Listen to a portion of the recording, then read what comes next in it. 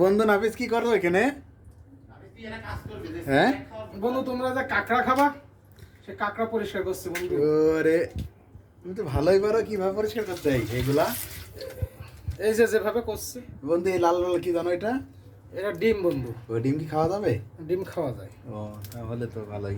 কি কাদের ভিডিও করছিস তুই?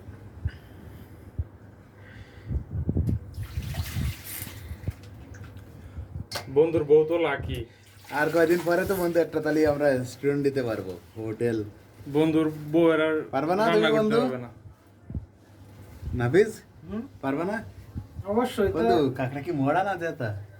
জ্যাম তোমরা সব মিলে বন্ধু। ও সবই মিলে। এটা প্রসেস কেমন হবে নাফিস? রান্না কেমন হবে বন্ধু? এটা যে পরিষ্কার করব, হ্যাঁ। করার পরে এটা তোমার ঝাল ভুনা হবে, ঠিক আছে? ও এই যে আমাদের এক ঠ্যাং কাঁকড়া, ঠিক আছে? ওই এক ঠ্যাং আর এক ঠ্যাং কই গেল? এক ঠ্যাং ভেঙে গিয়েছে।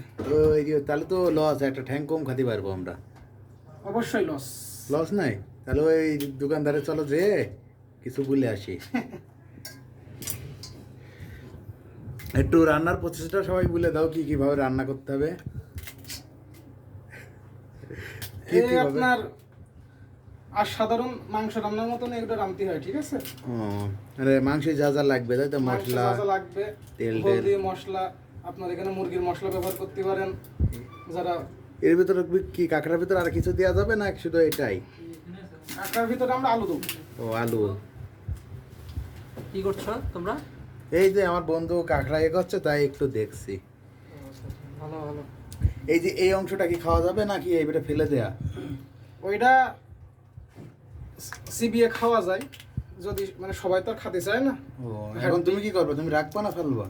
এখন তোমরা যদি সবাই খাও তাহলে আমি রান্না করবো। তাই রেখে দাও, মানে বাদ দেওয়া জিনিস আর এগুলো রাখতে হবে, খাবো তাই তো? হুম। তাহলে বন্ধু একটা কাঁকড়া নিয়ে দেখো, তোমার কাঁকড়া বেশি বড় না তুমি বেশি বড়, একটু দেখাও।